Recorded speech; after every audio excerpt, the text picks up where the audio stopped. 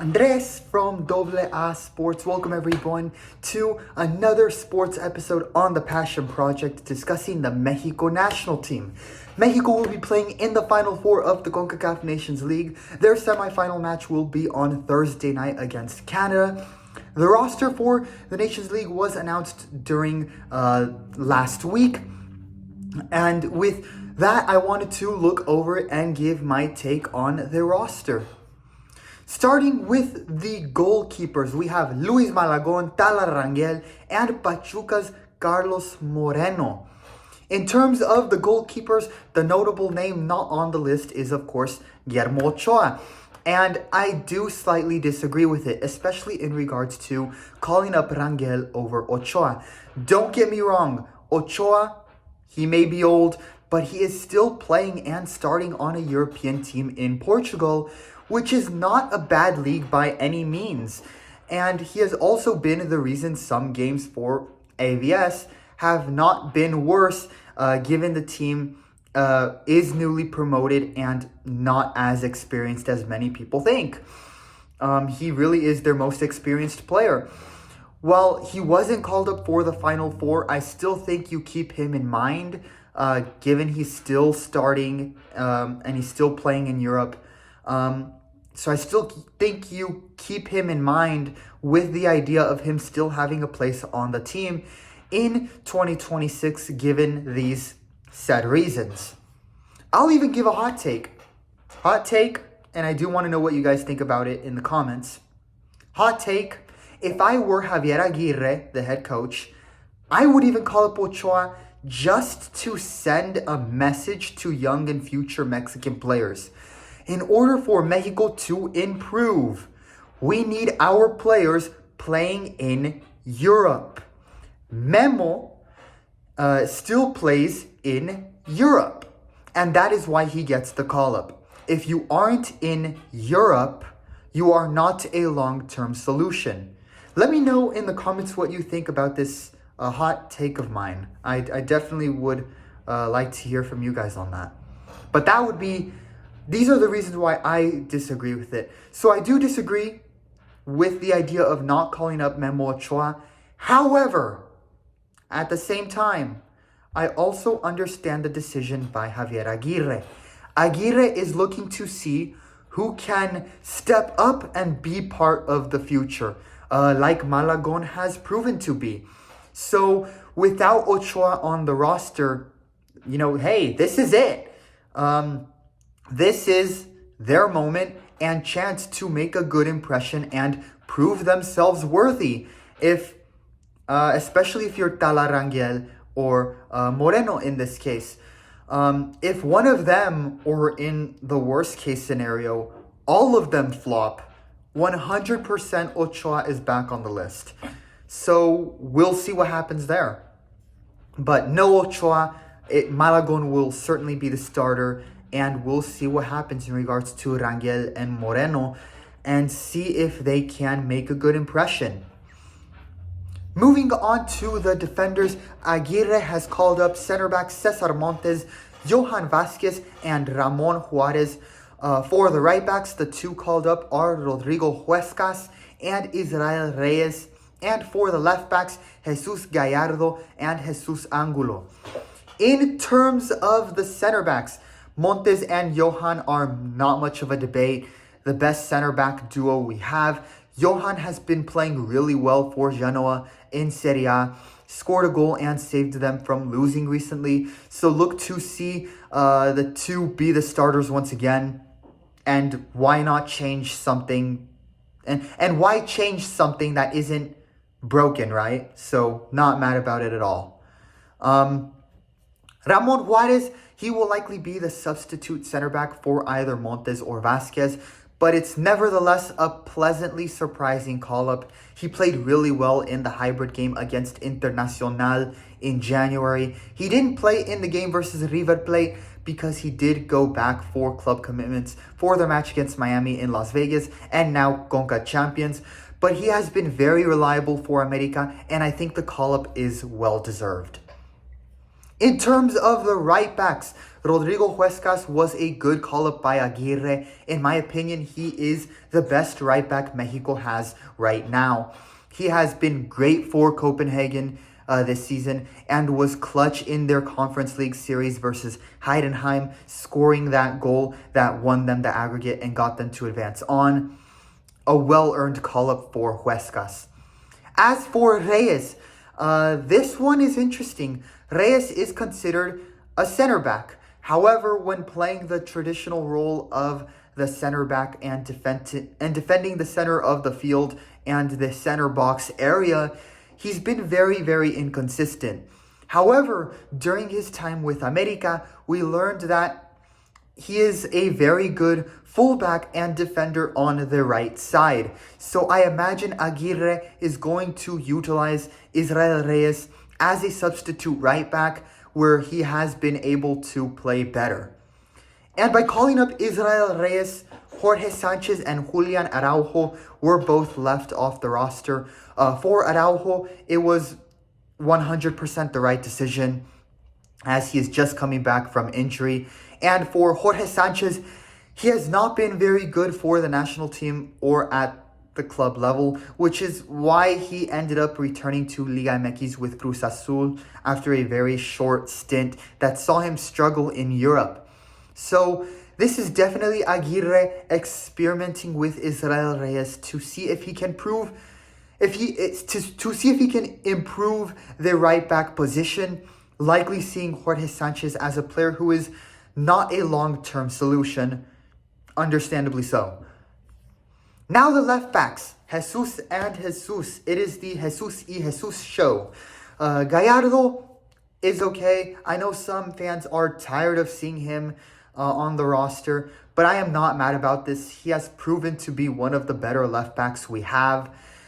But what I don't like seeing is Jesus Angulo still on the roster. Why Gerardo Arteaga is being either left off or snubbed for Jesus Angulo is beyond me. Arteaga scored the only goal for the team in the Copa America and has proven at the club level with Monterrey to be able to push up and contribute much more offensively than either Angulo or Gallardo. Angulo has also looked much slower on the field and has struggled in terms of keeping up with the pace of play in the game at times. That's not good. I would have rather seen Arteaga on the roster than Jesus Angulo, for sure. And I would even say that Arteaga could probably start over Gallardo as well.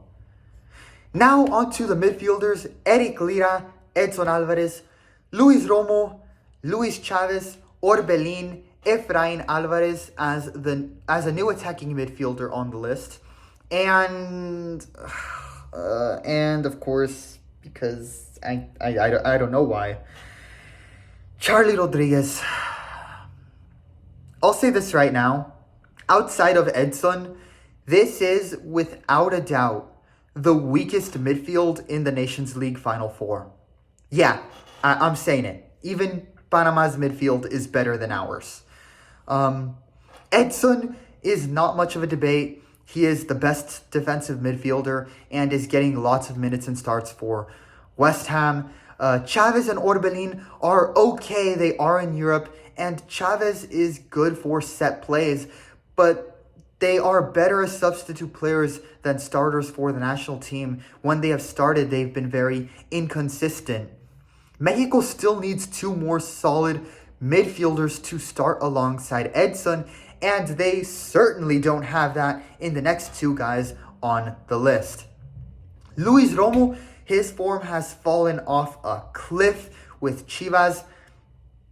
I'll say the same thing with his club as a whole. Chivas sacked pretty much everyone, are in danger of missing the playoffs.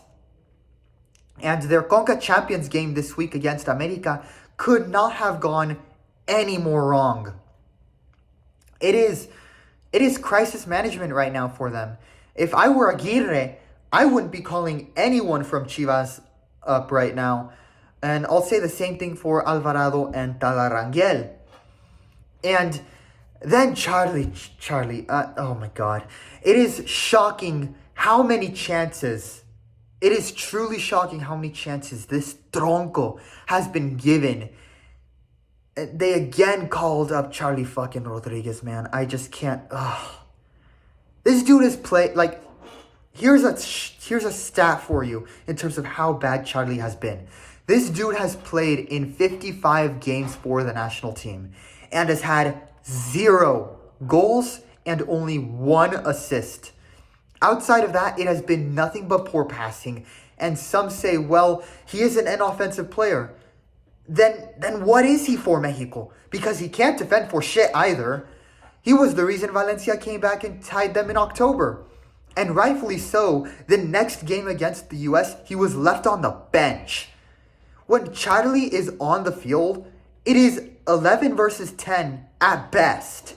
And in the worst case scenarios, he is so bad that it helps the other team, making it feel like a 12 versus 10 game. Make this make sense. How is it that this guy is 6 games away from having more selección appearances than Hugo Sanchez, who is considered one of Mexico's most talented players ever?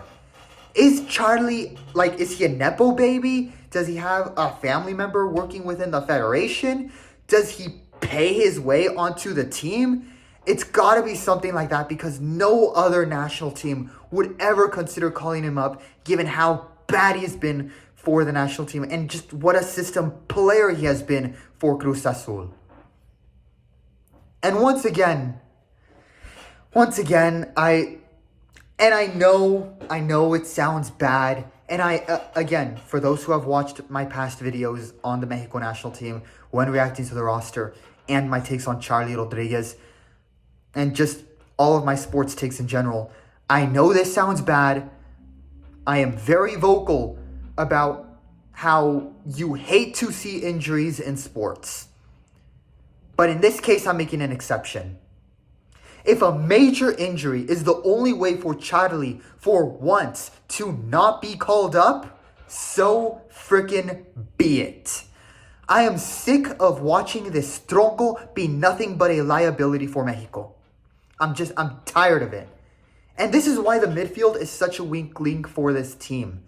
There has never been a midfield or certain midfield players that have failed time and time again and keep getting called up, which is essentially allowing them to fail time and time again. They need to stop calling up Romo and Charlie. Cesar Garza, who has made an instant positive impact for Dundee in the Scottish Premiership. Marcel Ruiz and Elias Montiel, all 3 would have been better players to call up. They contribute much more. However, I don't want to end the midfield segment entirely on a bad note. Aguirre must be aware of the fact that the midfield has been a weak link and struggles to create with ball possession, which is why I believe he made these last call-ups among the midfielders. Aguirre has called up Xolos attacking midfielder Efrain Alvarez. This is a well-deserved call-up in my opinion.